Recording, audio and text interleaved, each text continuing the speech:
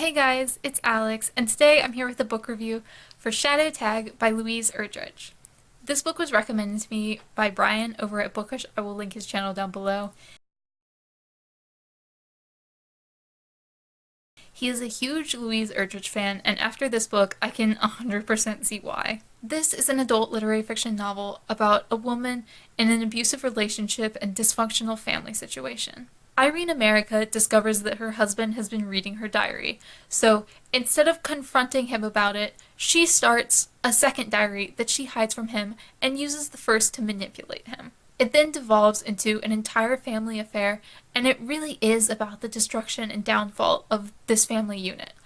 I gave this 4 stars, and that surprises me a little because at the beginning, I couldn't get into this book at all. It was very rough for me at the beginning of this book, in part because Louise Erdrich does have a very particular writing style, and it took me a while to get into that, but also because the description made it sound like it was going to be a lot about the diary. Irene America keeps these 2 diaries. One is for the husband and one is for herself, and that's what it says in the synopsis, and that's how the book starts. So that was really my headspace for reading this book. And it really isn't about that after the beginning, which is fine. I actually thought it got much better after that.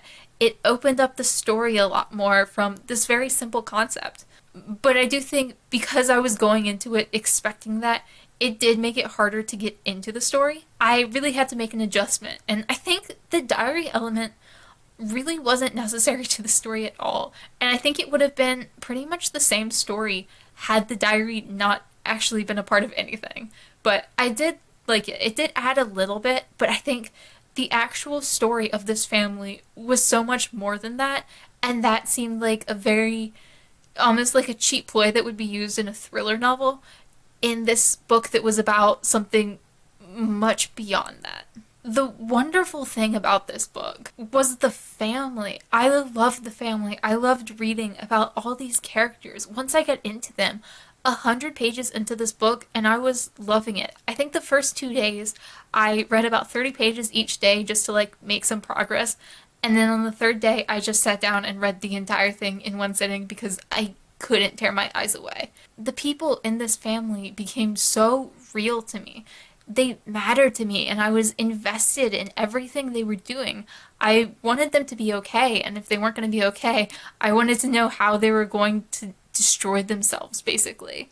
How this woman and her husband were going to destroy the two of themselves and their kids. It was fascinating because Irene America is an alcoholic. She's in an abusive relationship. She has depression. She's still dealing with the death of her mother years before.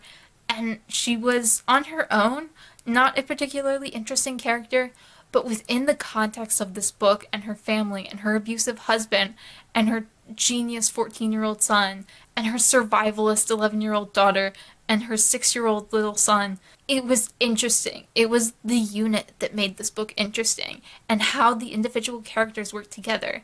And one thing I really loved about this book was the way it dealt with art. And that was interesting to me because I'm not usually a big fan of art. I just don't have interest in visual art. But it wasn't the visual art that mattered. It was what the art meant. Irene America's husband is a painter, and he is very well known for painting her. He's painted many portraits of her in many forms, some very explicit, some motherly, some sexual, some innocent, some scared, some anything you could imagine. He's painted her expressing all these different emotions and forms. And in a way, he starts to possess her or try to possess her through his art. And I think that was the element that I adored the most outside of the family unit. It was wonderfully done. And it was one of those things I was so fascinated by. And I honestly just wanted a little bit more of that. It really wove into the abusive nature of their relationship so beautifully. And it's strange to use the word beautifully in terms of like an abusive relationship.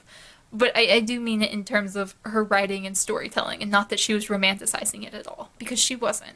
I would say the only real negative for me, apart from the beginning, was kind of the ending. The beginning and ending were both a little bit rough for me, whereas the middle part was really this book's strong point. I think the pace kind of picked up a little bit at the end For most of the book, it only takes place over the course of a couple of weeks, and then the ending kind of skips months ahead at certain different points and skips weeks or skips months, and I wasn't super down for that. And then it ended in a almost a somewhat melodramatic way that was very fast and everything happened at once, and I didn't dislike the ending. I just think it didn't work for me as much as I wish it had. I was less interested in the actual ending of this book than I was just the general arcs of these characters and what happened in their lives.